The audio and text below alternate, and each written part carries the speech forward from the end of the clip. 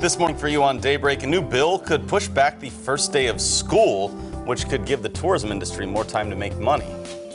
And with the summer heat here, so is the threat of UV rays. We'll give you tips on how you can keep your skin safe this summer. Plus, local business owners see an increase of business during the holiday weekend. We'll go into detail about that and more.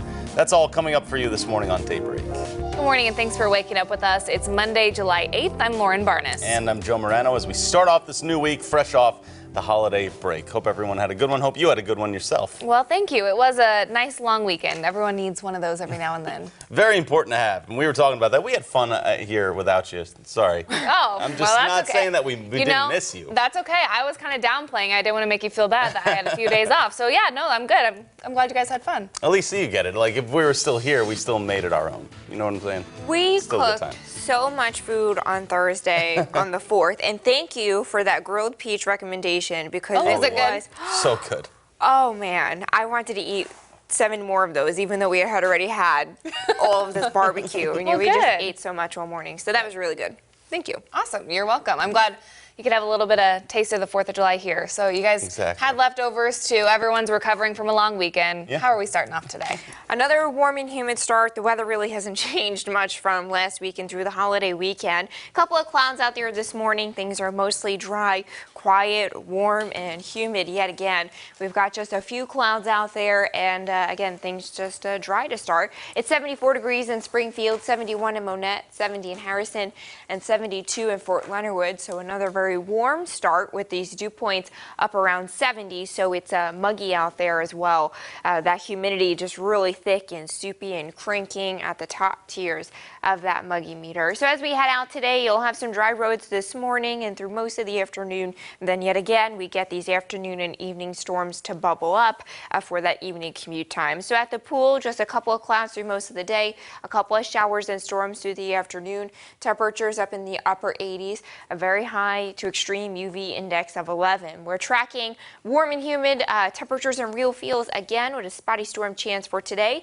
Midweek, we have a cold front come through that will give us one day of less humidity before the heat and humidity crank again by the weekend. Your 7-day forecast is up in 10 minutes. Here's what's making news now this morning. Starting next year, the first day of school could be pushed back to give the tourism industry more days to make money in August. Under a bill sponsored by Representative Jeff Knight, it would prohibit school districts from starting more than 14 days before Labor Day. We spoke with the representative, school districts and the tourism industry. Tourism folks are in full support, saying an extra week or two makes a big difference in their revenues. School districts say they would rather maintain local control of this, and the school start dates should be up to individual districts.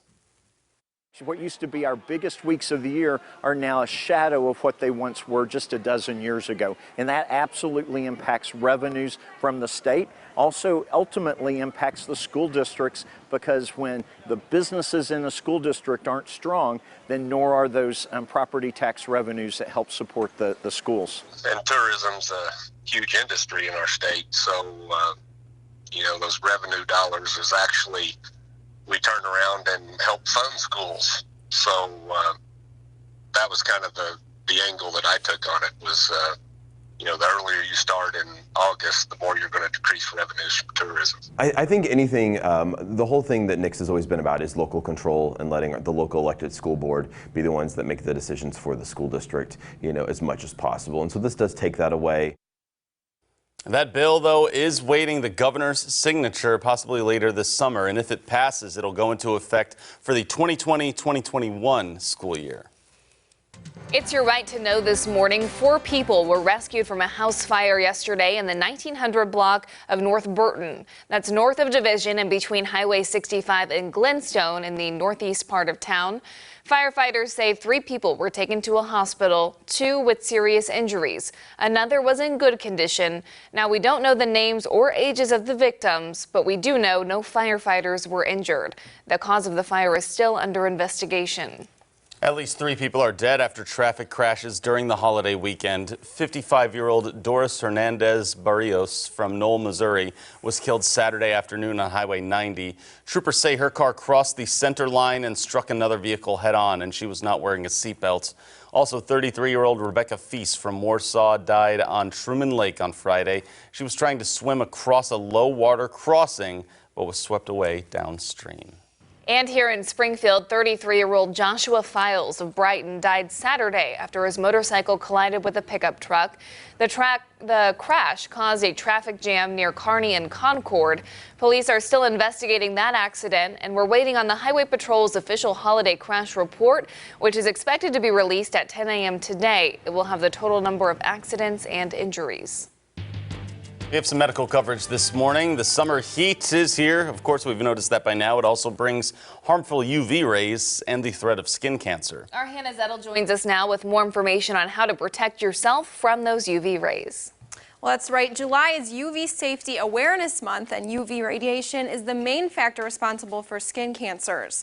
Part of the UV spectrum, UVA rays are present during all daylight hours, while UVB rays can cause burning, tanning, and skin aging. With July heat upon us, it's important to protect your skin from the sun's harmful UV rays. According to the Skin Cancer Foundation, just 5 sunburns doubles your risk of melanoma, one of the most dangerous forms of skin cancer. The foundation recommends applying sunscreen, seeking shade during peak sun hours, covering up with clothing, hats, UV blocking sunglasses.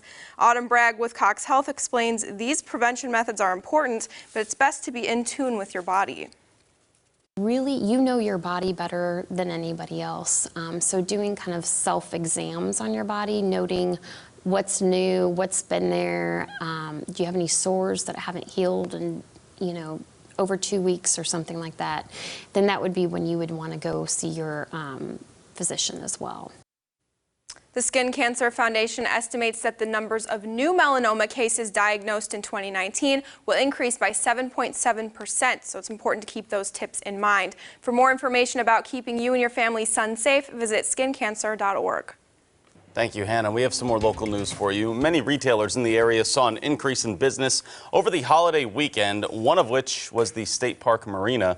One of the owners says it's one of their busiest July 4th weekends they've had. Phil Lilly of Lily's Landing, though, claims they've seen a decrease in the number of visitors this summer. Lilly says cancellations could be due to people needing to pay for other things, like still cleaning up storm damage. Yeah, we've had people cancel because of flooding. They've had wind damage, they've had water damage. We're isolated. We just didn't get it. That's one thing that I think we battle, and a lot of Bransonites battle, is people think that we're flooded or think things that really aren't true.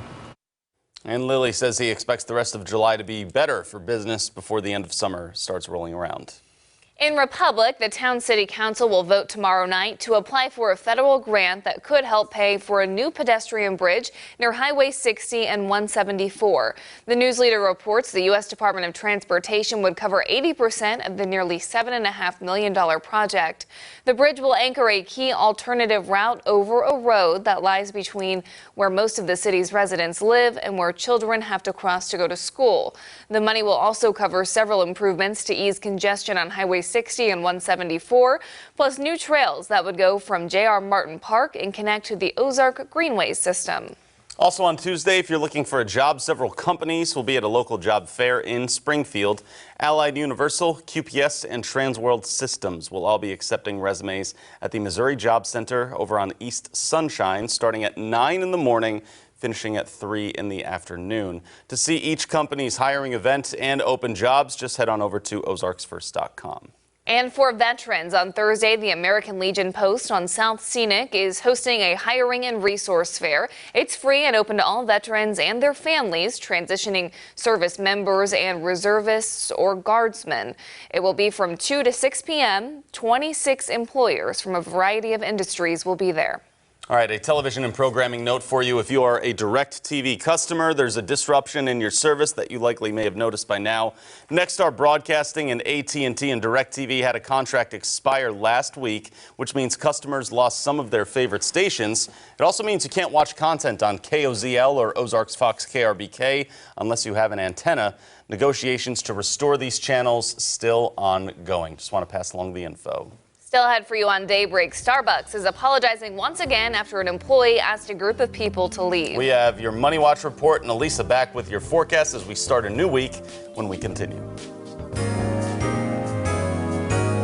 From Color 10 Ozarks First, Lauren Barnes, Joe Morano, and weather with meteorologist Elisa Raffa. This is Color 10 News Daybreak.